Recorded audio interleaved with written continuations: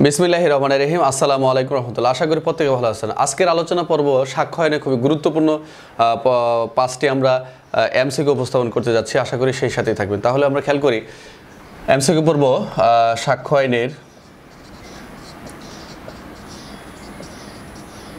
MCQ পর্ব 35-এর। তাহলে আমরা খেয়াল করি, প্রথমে দেখা যাচ্ছে প্রথম যে প্রশ্নটি, অভিন্ন অভিপ্রায় প্রসঙ্গে ষড়যন্ত্রকারীর কথা বা কার্য আদালতে কি প্রাসঙ্গিক। তাহলে এখানে অভিন্ন অভিপ্রায় প্রসঙ্গে ষড়যন্ত্রকারীরা কতজন হতে পারে? 3 বা ততোধিক, 2 বা ততোধিক, ক প্লাস খ, না সবগুলো? এখানে খুবই একটি গুরুত্বপূর্ণ বিষয়, যেখানে এই সাক্ষ্য আইনের এই 10 ধারায় এখানে যে ষড়যন্ত্রকারীরা হচ্ছে কতজন? আমরা জানি 2 বা ততোধিক। তাহলে এটা হবে উত্তর। এখানে 3 বা ততোধিক হবে না, উত্তর হবে 2 বা ততোধিক। সংজ্ঞাগুলো একটু ভালো করে আপনারা দেখে নেবেন।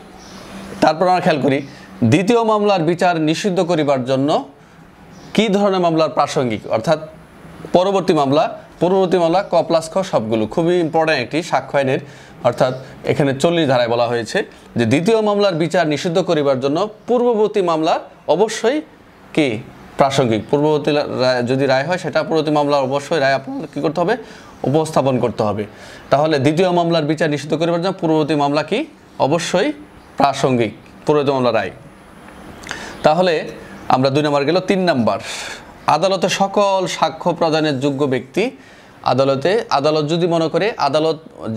যদি মনে করে যে সকল ব্যক্তি যোগ্য ব্যক্তি, অর্থাৎ সাক্ষ্য প্রদানের যোগ্য, তাহলে আমরা এটা কি 119 আমরা জানি ভুয়া সাক্ষ্য। 118 হচ্ছে এইখানে এই সাক্ষ্য সকল ব্যক্তি হচ্ছে সাক্ষ্য প্রদানে যোগ্য দিতে পারে হচ্ছে 118। এখানে 118টা আমরা ভালো করবো, অর্থাৎ আদালত মনে করে যে প্রত্যেক ব্যক্তি সাক্ষ্য প্রদানের যোগ্য, যদি সে আদালতকে বোঝাতে পারে, আদালত কাউকে অক্ষম মনে করে না, আদালত যাকে অবশ্যই প্রত্যেকে যোগ্য মনে করে সাক্ষ্য, এই 118 ধারায়। তাহলে এটা হবে না, ক প্লাস গ বলেছে, ক প্লাস গ, 120 তো হবেই না, তাহলে হবে 118।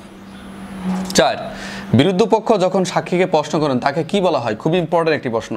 জবানবন্দি, পুনঃজবানবন্দি, জেরা, ক প্লাস গ কখনোই হবে না। তাহলে বিরুদ্ধ পক্ষ যখন সাক্ষী কোনো প্রশ্ন করেন তাকে বলা হচ্ছে জেরা। আমরা জানি যে বিরুদ্ধ পক্ষ যখন কোনো সাক্ষী কোনো প্রশ্ন করেন তখন কি বলা হয়? তখন বলা হচ্ছে জেরা। খুবই ইম্পর্টেন্ট একটি এই প্রশ্নটি, যে বিরুদ্ধ পক্ষ যখন সাক্ষী প্রশ্ন করেন তাকে বলা হয় কি জেরা। 5, ইঙ্গিতবাহী প্রশ্ন কখন করা যায়? খুবই ইম্পর্টেন্ট প্রশ্ন। এই প্রশ্নগুলো খুবই কনফিউশন তৈরি হয় সমাজে।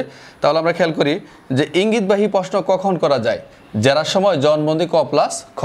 ইঙ্গিতবাহী প্রশ্ন জেরা এবং জবানবন্দি সহ করা যায় যদি এটা আদালত মনে করে ক প্লাস খ হয়, তাহলে এটা হবে না। কিন্তু এখানে সরাসরি বলেছে যে ইঙ্গিতবাহী প্রশ্ন কখন করা যায়। আমরা জানি কি জেরার সময়। ইঙ্গিতবাহী প্রশ্ন কখন করা যায়? এই জেরার সময় এই লিডিং কোশ্চেনটা করা যায়। আমরা 143-143 জানি। তাহলে ইঙ্গিতবাহী প্রশ্ন কখন করা যায়? যে ইঙ্গিতবাহী প্রশ্ন করা যায় জেরার সময়। সবচেয়ে গুরুত্বপূর্ণ একটা বিষয় এখানে খেয়াল রাখতে হবে। আর যদি এখানে আদালত যদি মনে করেন 165 যেটা সাক্ষ্য আইনের, সেখানে বলছে জবানবন্দি এবং জেরার সময় আদালত যদি মনে করে অনুমতি দেয়, তাহলে 2 ক্ষেত্রেই জেরা এবং জবানবন্দির সাথে করা যাবে। কিন্তু এখানে যদি ইঙ্গিতবাহী প্রশ্ন করা যায় জেরার সময়। 6 নম্বর সর্বশেষ, জেরা করার সময় সাক্ষী কি ধরনের প্রশ্ন করা যায়? খুবই একটা গুরুত্বপূর্ণ প্রশ্ন, এটা রিটেন পরীক্ষা প্রশ্ন আসতে পারে। জেরা করার সময় কি প্রশ্ন করা যায়? সত্যবাদীকে পরীক্ষা করার জন্য, পরিচয় মর্যাদা জানার জন্য, চরিত্রে আঘাত আনার জন্য, সবগুলো। খুবই গুরুত্বপূর্ণ যে জেরা করার সময় সাক্ষীকে কি ধরনের প্রশ্ন করা যায়। এখানে সত্যবাদী পরীক্ষা করার জন্য, পরিচয় মর্যাদা জানার জন্য, চরিত্র আঘাত আনার জন্য। এখানে কিন্তু সবগুলাই উত্তর হবে, কারণ এই একজন সাক্ষীকে যখন আপনি কি ধরনের প্রশ্ন করতে হবে? সত্যবাদী পরীক্ষা, পরিচয় মর্যাদা এবং চরিত্র আঘাত আনার জন্য। এই চরিত্র আঘাত আনার জন্য এটা বর্তমান হাইকোর্টের কিছু রুলস আছে, এটা কিছু বিধিনিষেধ সাথে রয়েছে। তবে এখানে উত্তর এখানে সবগুলোই হবে। তবে এখানে তাহলে সাক্ষ্য আইনের আমরা আজকে 35 আমরা কি পেলাম? অভিন্ন অভিপ্রায় প্রশ্ন ষড়যন্ত্রকারীর কথা বা কার্য হবে 2 বা ততোধিক। দ্বিতীয় মামলার বিচার নিষিদ্ধ করিবার জন্য পূর্ববর্তী মামলা কি প্রাসঙ্গিক। আদালতের সকল সাক্ষ্য 118। বিরুদ্ধ পক্ষ যখন সাক্ষীকে প্রশ্ন করেন তাকে কি বলা হয়? জেরা। ইঙ্গিতবাহী প্রশ্ন কখন করা যায়? জেরার সময়। জেরা করার সময় সাক্ষী কী ধরনের প্রশ্ন করা যায়? এখানে সত্যবাদিতা, পরিচয় মর্যাদা এবং চরিত্র আঘাত আনা।